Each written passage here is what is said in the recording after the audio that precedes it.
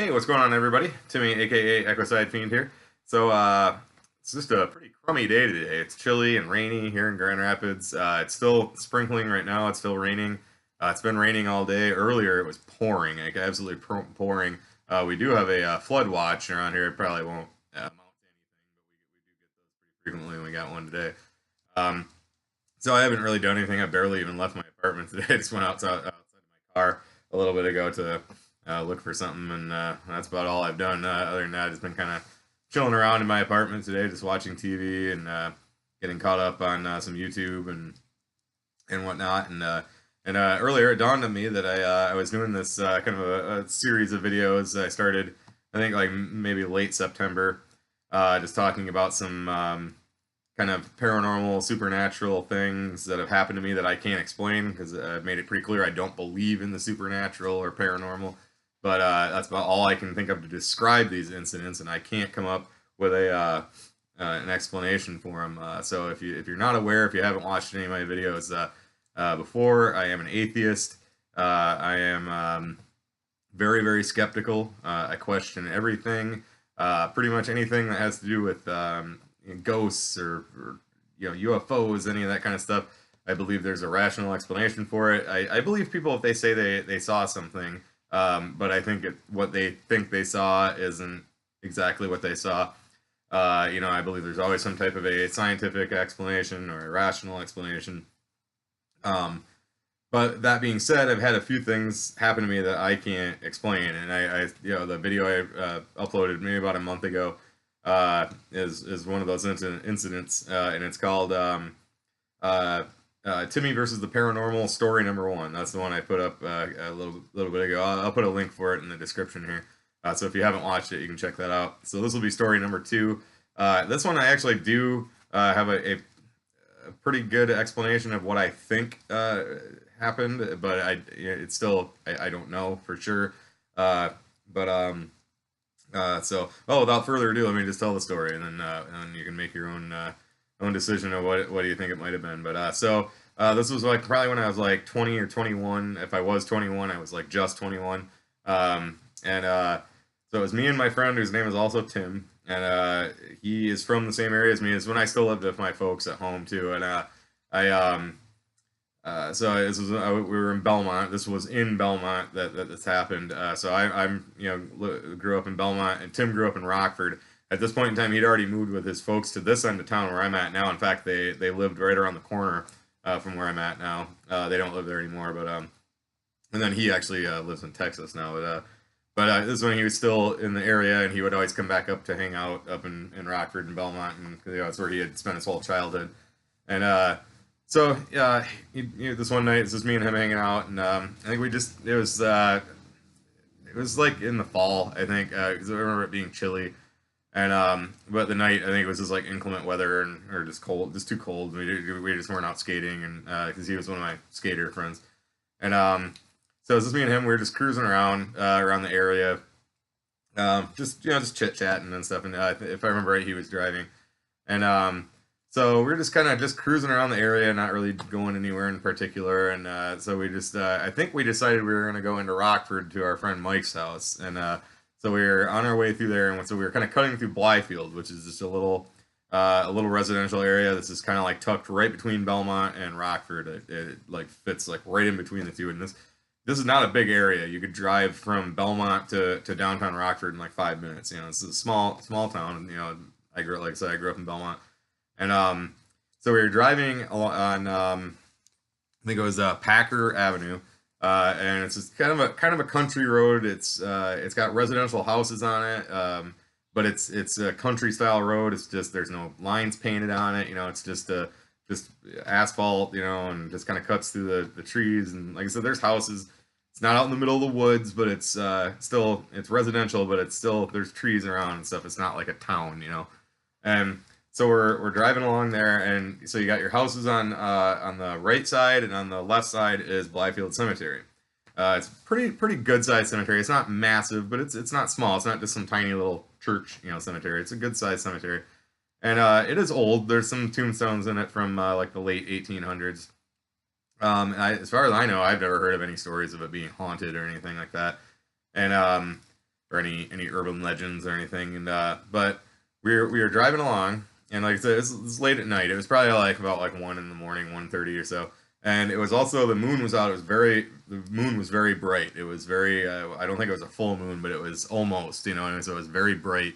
The ground was very illuminated from it, and so we're driving along, and there are no street lights along this. There might be now, but there wasn't then. And so it was like the only lights were from houses with porch lights. And then at the end of the cemetery, there is a pretty good sized residential area that has lots of new houses. So there'd be kind of a lot of light shining up from that. But that's kind of tucked over here, and then otherwise it was just the moonlight. And so we're driving along, and all of a sudden, like, Tim kind of like looks over and he's like, "What the hell is that?" And I looked and I saw it for a split second, like in the cemetery. It looked literally like a shrouded figure, like walking through the cemetery, like white in white, and it, like walking right through the middle of the cemetery, like glowing, and like it. So I glanced over, I saw it for more than a split second, but a couple of seconds, and then it like was gone, and so he was like, "What the hell?" And he slowed down and he turned around, and then we didn't go into the cemetery, but kind of turned and went back with his headlights aiming towards the cemetery.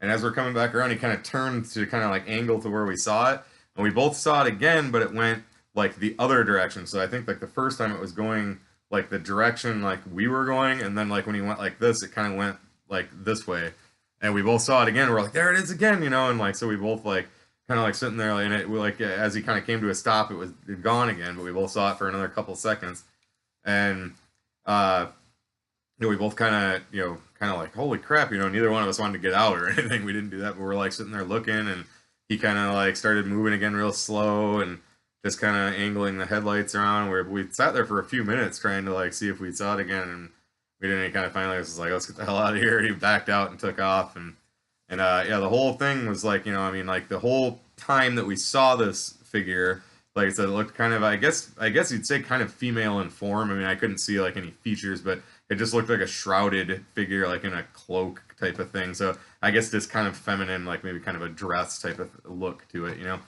that's why I just kind of assume it was like, what I would say like a feminine form.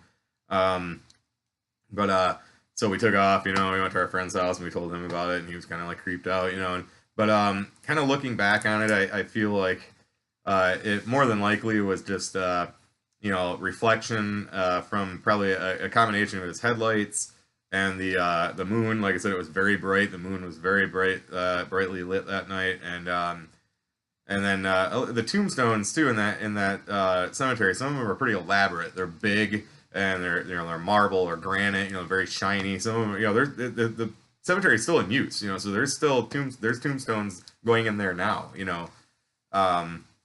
So I mean, to this day, I mean, people are buried there. You drive by and there's a cemetery, funeral going on in the cemetery, and so it's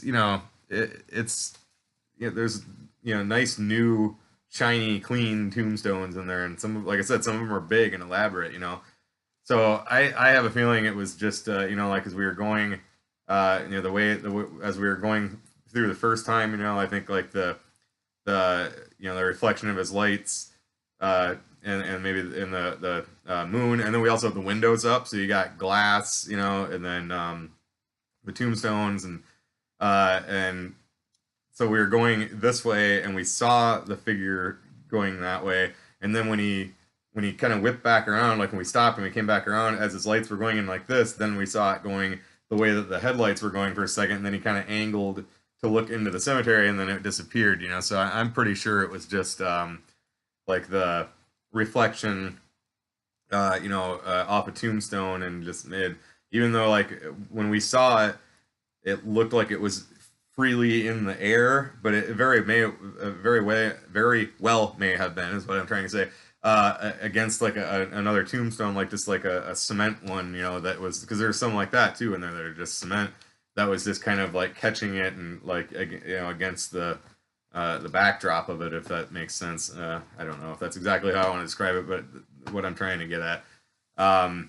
So I'm pretty sure that's all it was. But it was freaky because like we both saw it at exactly the same time, you know, and we both saw it like in the same. Our minds got it in the same shape, you know, like we both kind of like saw like kind of a female like figure.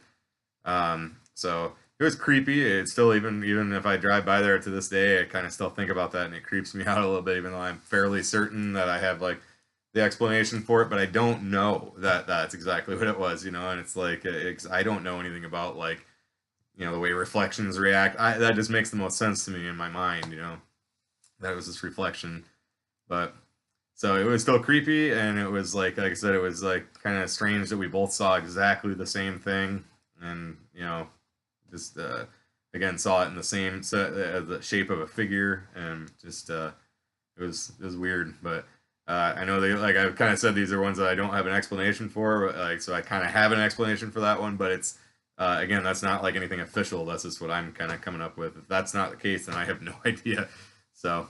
But yeah, that's pretty much it for that one. Like I said, we pretty much just took off. We sat there for a minute or two and kind of like looked around and didn't see anything. And he was like, "Let's get the hell out of here," and we took off. So that's pretty much it for that. So yeah, so that'll be story number 2. I got another one that I'll probably record here pretty quick, and then I'll just maybe upload it in the next few days, so I don't upload a whole crap load of videos all in one day. And then the final one.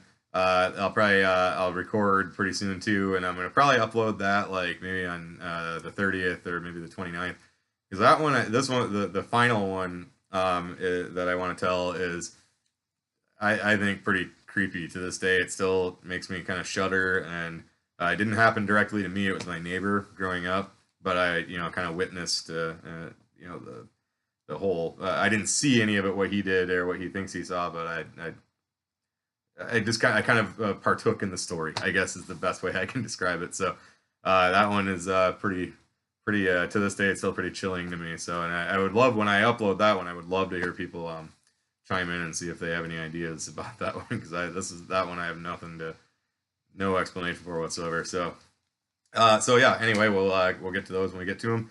And that's pretty much it. So stay tuned the next few days. I'll get the story number 3 up, and we'll go from there. So as always, thank you for watching. Thank you for the support.